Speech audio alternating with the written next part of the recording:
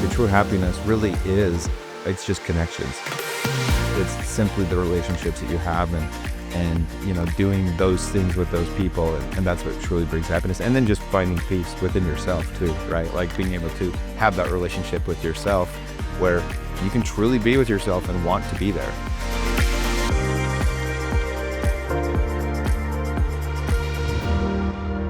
Welcome to the Longevity Club podcast. I'm here with Jimmy Rex.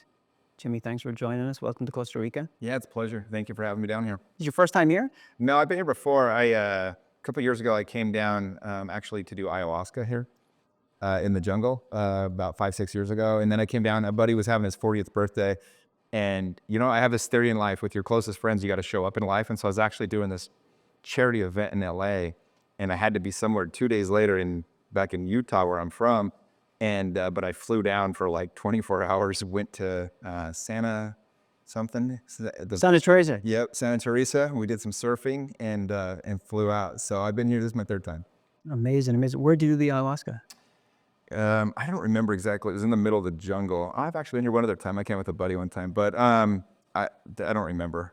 Yeah, we went to the volcano area, Antigua, and did some hot pods and some of that kind of stuff. But That's interesting. I did it in January, and I've never done a drug ever. And then I went and did that, and it was it was crazy. Like the experience of it and it's nearly a year since I've done it, and it's like I still feel the effects of it, or like things will pop up. Sure. Or like that's how was your experience with that? yeah, no, I mean, it was life-changing for sure. It's one of those things, it's like life before and after that moment, I think, kind of thing. But I mean, we could do 2 podcasts about what you get out of that. But it's interesting. I think being able to be in an environment where you can really look at yourself and look at your stuff, I think that medicine has a unique way of helping you cleanse yourself and really see maybe some shadows or maybe some blind spots you weren't noticing otherwise.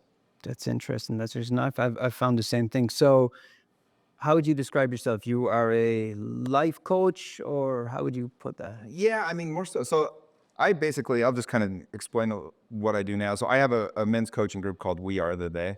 And what happened is about 5-6 years ago, I'd been doing real estate for, 20 years, and I had a lot of success with that. And, 5-6 years ago, I ended up hitting the peak of my career. I was the #1 agent in my state. I'd sold the most expensive home ever at that time in my state. It was a very high producing year. I sold almost 500 homes, and I realized I was like, I had a friend that died that same time. He was going to collect a rent check from a fourplex that he owned, and he did a lot the same way I did in real estate. And every single news story was like, realtor dies, realtor gets shot. This guy had 7 kids. I'm sure he had a lot of other things that made him unique.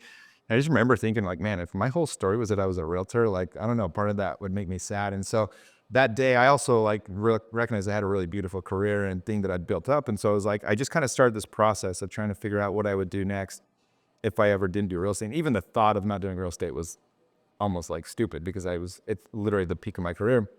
But I had come out with a book called You End Up Where You're Heading: The Hidden Dangers of Living a Safe Life. And in the book, I really talk about the hero's journey and how sometimes we have to do the scariest thing, or, the thing that's the least expected. And so what I tried to focus on was, okay, well, what would my mentor, Ed Milet, I think he's come down here before or whatever. And he always says, you're most qualified to help the person you once were. And people were asking me all the time. They're like, Jimmy, where do I find a group of friends like you have? Or, hey, invite me when you go do this fun stuff. Me and my friends, I am uniquely blessed with some of the world's best guy friends. Like, I just have some amazing friends, 5 or 6 of them that are just deep, like brothers.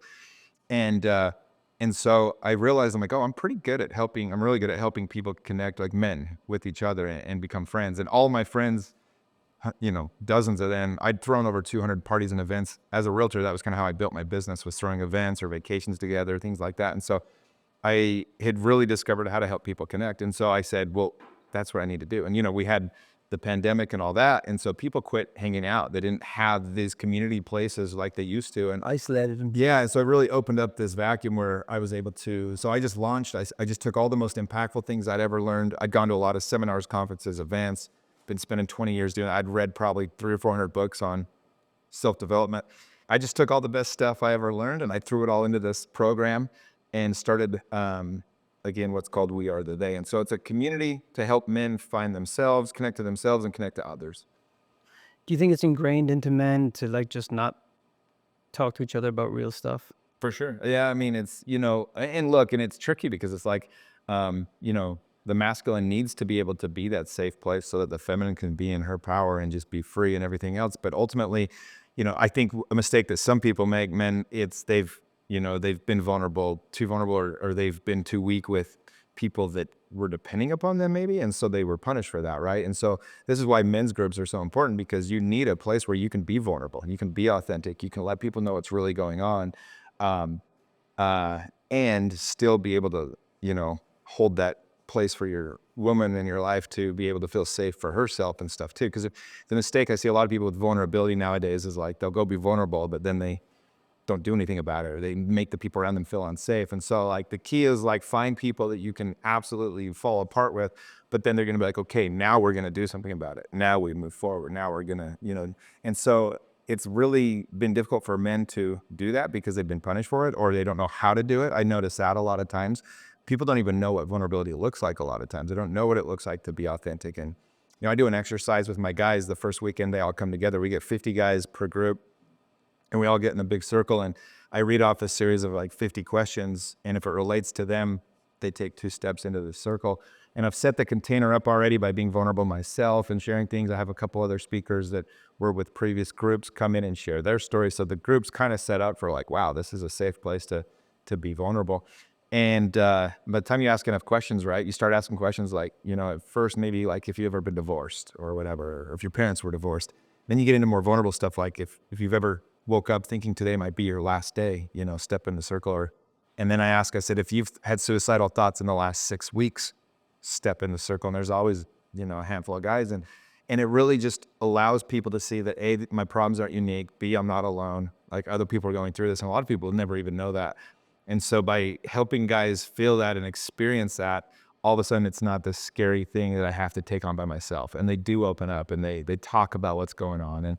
And in that, when they feel loved in that state, a lot of people, it's the first time they've ever felt loved, because when we're wearing masks, right? The mask of achievement, the mask of whatever, athleticism, the mask of girls or money or whatever it might be, just these different masks that we wear as men. And when you take that off and somebody still loves you, it's a love you've never felt, because what most men are thinking inside, this is what I hear men say all the time in my program. When they first come in, they say, if people knew who I really was, they wouldn't love me.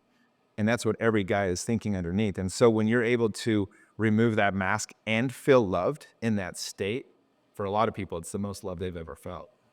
And you often surprised that it's like when guys you say like I've lost the last bunch of years like quite a few guys I was very close with or competed with, and they were always some of the tougher guys that, and you're always shocked. Like, is it something you see? Like, you'd be surprised that guys would step forward. You'd be like, that's not one I saw coming. Yeah, I mean, it's, I remember we had one experience with my group, and there was a guy that came in his truck and it was all lifted and he was peeling out and he was the loudest guy in the room.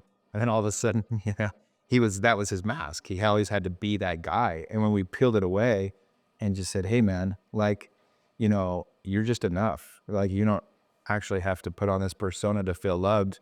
And he just, they'll just lose it. I had a guy just recently, my last event a couple of weeks ago. He was the president of an organization of 1.2 million people back in the United States. I mean, this was a high power individual, and he had a couple of things go wrong for him, and he got up and he started telling his story, and he's just rehearsing it. And I'm like, and I stopped him, and this was probably the most successful guy in the room. And I just said, bro, I've heard this story 5 times and you haven't skipped a beat. Like it's word for word. I'm like, you're robotic about this thing. I was like, let me ask you a deeper question. How did it feel to have that happen to you? And he's like, oh, it felt, and I was like, no, man. But like, how did that feel? And little by little, you saw, and the whole room was just kind of like, oh shit, and eventually I actually asked him, I said, guys, how many people feel like he's just telling a rehearsed story still? And the whole room's like, you know? And so I said, hey man, I just want you to, and he goes, well, it didn't happen. And this, I was like, and even if it did, like how, like, you're still lovable, dude. Like, how does it feel to just be accepted and know that? And by the time we got it done, the dude just shedded this entire mask, and it was really beautiful to watch, because that guy was so afraid of anybody thinking something about him that wasn't favorable to him, that he couldn't trust anybody, because he just was portraying this thing. And it was like, dude, let's just talk about you. Let's talk about what's going on. Let's talk about your feelings. And one of the things I always say is like when I quit caring what people were doing and I started caring how people were doing, like that's when everything shifted for me. That's amazing. I remember in a racetrack in El Paso, Texas, probably 20 years ago, and they had a preacher before the races, they'd always do a blessing for keep everybody safe. And Sure. this guy had been in jail. He kind of lived a life. You could just look at him and like, he should have been in like a Clint Eastwood movie. He was that guy. But he said, never forget it. He's like, we're all born original and we spend our lives trying to become a copy of someone else. And we kind of forget who we are and why we were here, because whatever it is, life, society, whatever changes us. But it's like, it's interesting listening to you. You're making money, you're doing all these things, and like what society tells you, like that's happiness, that's winning, and it's not. It's like, so how did it feel like when you let Yeah, go well, of that they and get stepped the in? advantage of it's easy to be like, oh, like that. This is what is going to make you happy. But like when you truly live, I mean, I've been to 112 countries. I've been to every major sporting event. I've been on the field for most of those events. Like I've really experienced about everything you can as an individual, and you start to realize like the true happiness really is, and it's just connections. It's simply the relationships that you have, and doing those things with those people, and that's what truly brings happiness. And then just finding peace within yourself too, right? Like being able to have that relationship with yourself where you can truly be with yourself and want to be there. Nowadays people will do anything to avoid silence and solace, which is where we get all of our answers. Constantly we'll just distract ourselves with phones and noise and everything else. And so I think those are the key things that this life is really about. There's a quote from, if you're familiar with Naval, he has a really beautiful quote. He said the three most valuable things in this world, is because they can't be bought, they have to be earned, and that's a mind at peace, a healthy body, and loving relationships. And I believe that's really what we're all seeking after. That's very, very true. And it's like at RMI, I feel like we have the ability to change one portion of people's lives with the magic of the medicine here with stem cells, regenerative therapies. But the lifestyle that needs to go with it is such an important message, because I think like if you look at the blue zones and people talk about, blue zones and all that, but if you look into what it is, a sense of community is such an integral part of it. Oh, yeah. Um, Yeah, there's studies. I mean, people that have loving relationships, it's a longevity hack. I mean, I think, I don't know the exact stats, but they live a significant amount of time longer. People that have friendships and have at least two or three very close friends that they can rely upon. It's one of the biggest components to health is having those healthy relationships, maybe the biggest. do you find that like friendships and like our definition of them have changed? Because it's like the social media pressure. It used to be like we're tight and Yeah, I wrote forever. about this in my book. I had a book come out recently, and in fact did the forward for it, called B1. Um, and it's the subtitle is How to Be a Healthy Man in Toxic Times. But I talk a lot about friendship, and there's three types of friendship. I think this is what people get conflicted. It's like the first type of friendship is basically, it's a friendship of uh, you're doing something to help each other. Like maybe we work together, or maybe I do something for you, you do something for me, and it's just, and those are okay. Like we all have those, right? Like those friendships are everywhere. The second type of friendship is one where it's basically a friendship where you are friends for the entertainment of it. Like you guys go out together, or you guys are, going to do fun things The together. wingman, yeah. Yeah, also great friendships. And then the third is the friendship of the good. And those are like the deep ones, the ones that are like, they love you enough to show you your blind spots. Me and my friends play this game. And it's just literally, we'll be sitting around at dinner like, all right, man, show me something I'm missing. Tell me something I need to hear. Like, where's my blind spot that I'm missing right now? And or we'll have masterminds about every 6 weeks, and we all just bring a problem to the table, and three or four other dudes sitting there, and we'll help each other like mastermind through it. And we do this all the time. And those are the friendships where like, you love each other enough to call each other on hard things. And when somebody falls a little offline, inspire them to want to come back and things like that. And I think the important thing, because those are the hardest ones to find, and that's what I'm trying to create with my group. But ultimately, you can only have a few of those in your life. And so I think the key is to not confuse the three different ones and to accept them what they are. It's like you can have relationships where it's just like, yeah, we work together, or like, you're my loan officer and I'm your realtor, whatever, like those are fine and they don't need to be more than that. And even the entertainment ones, like, dude, if I want to go party or hang out with friends, I know who to call. I got a guy. Yeah, and I don't expect you to be more than that. I don't expect you to be there. We call it, in my program, we call it a 3 a.m. friend, right? A friend that's going to show up at 3 a.m. if you need them. And I'll get those calls all the time from my guys, and I do that for them. But it's just knowing the difference. And then I think where frustration comes in is we expect one relationship to be a certain way, and it's actually a different one. And so we have to be very honest about what those are. It's just knowing your surroundings and knowing. Yeah, you get that deeper connection by being vulnerable, authentic, and in integrity, right? Like my friends that I'm the closest with, my 5 or 6 best friends, they know more about me than my family ever would. There's things that, they've told me and I've told them, and there are shadows and there are weak spots. They've seen me at my worst. They've seen me at my best. I don't have to earn their love. If I go 2 months without talking to them, it's not awkward to catch up. We fall back in immediately. Yeah, there's no expectations. There's no neediness. It's just a pure love. I couldn't love them less. I couldn't love them more. I just love them. And they vice versa with me. That's interesting.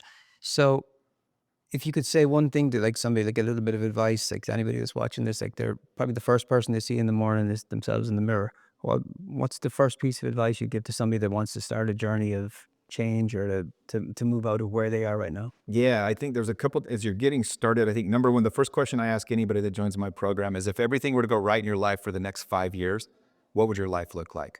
Most people have no idea. 1 out of 100 will have an idea. But if you don't even know what that looks like, then what are you going to aim for? What are you going to shoot for? And so I ask the question that way too, if everything were to go right, because people will immediately start putting blocks or reasons why they can't do a thing. I said, no. Every door opens, every light is green. Like, this thing works. What does your life look like? And then work it backwards from there and start really putting a plan together. But then in that, there's a couple daily things you've got to do. Like, I'm big on, you've got to find a gratitude exercise. Like, I don't have this crazy morning routine. Like, be honest, I'm here in Costa Rica on vacation. We were meeting at 9 today. I got out of bed at 8:25. I didn't need to get up and 6 and run and do meditation for an hour. Like, before my day's over, I'm going to go to the gym. I'm going to go for a walk for an hour. I'm going to do some other things. But I think when we get too strict on like all these things we have to do, and then, they don't work for most people. So I say, like, find 3 or 4 things that are must for you every day. For me, going for a walk every day is a must. For me, praying every day is a must. For me, going to the gym 6, 7 times a week is a must. And then, just little things, start loving yourself. And the biggest way you can love yourself is keep your commitments.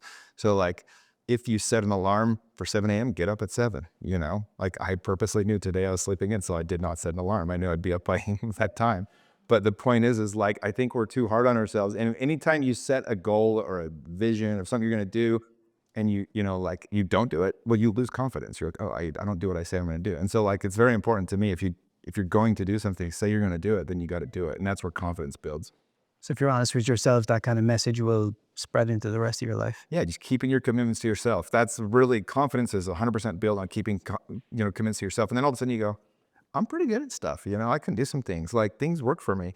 And it really is just consistency over time. It's like, you do something long enough, you get really good at it. This last year, I had a big goal that I was I hadn't been down below 185 pounds. I was usually more muscular. I decided to lean up this year, and I was like, I'm going to get down below 185. And first month, you're just like, this isn't really going anywhere, but I'll be damned by the time 3 months went by. I was at 184 from 205, and it's consistency. It's just every day. It's like a little bit better. And that's with anything. It's like, if you're trying to learn a new skill, you have to, here's one other thing is like, people are so afraid of failing. It's like, fall in love with failure. Like, truly though, everything that you get good at, you had to suck at it at some point. And people are so obsessed with this idea of like looking good. It's like, no, like, be obsessed with like failing. The lady that created Spanx, her name was Lively or whatever, or anyway, can't remember her name right, but she created Spanx, first multi-billion-dollar self-made woman in the world. And her dad would ask her every day she came home, what did you fail at today? And it's such a beautiful question. He allowed her to fall in love with failing. And so you're not afraid of that. And then the last thing is just taking action. I had Ed Milet come speak at my event in January that I hosted last year. And he said the most profound thing. He said the only difference between the people that you see up on the stage and the people that want to be on the stage is the most successful people have simply learned to fall in love with taking action, not needing to know if it's going to work. Like just trying things. And when it doesn't work, you're always still happy you did it. And so I think that's the key. So just don't be afraid to try. Just do stuff. Yeah. Well, you know, when I was younger, it's funny. I tried all these different things and I actually failed. I started a TV show. I was doing stand-up comedy. I did a meat business door to door. I had a Christmas light business. Like this is all by the time I was 22. Like I was really going after it in life. And they all essentially financially failed, you could say. But everybody around me in my entire world was like, have you seen what Jimmy's doing now? Have you seen Jimmy doing? Jimmy just did a TV. Jimmy's doing the meat company. And it was like I was being rewarded for these failures because people were just appreciating that I was trying something. And I think it goes back. We all have this innate thing inside of us. We know this instinctively because you interview people on their deathbeds, and the number one regret of the dying is what they didn't do. And so people really appreciate people that are doing things. And when it comes to relationships, when it comes to your career, you only really got to get it right once, and you're a pretty happy person. And so if you keep going for it, even if it doesn't work, eventually you get to a spot that Just works keep pretty going well. and going. Giving up is the no-go area. For sure. Well, Jimmy, this has been great. Really, thank you for sitting with us. Hopefully it helps people, and I don't doubt it will. Yeah, thanks for having me. Appreciate you, brother. Thanks so much. Yep.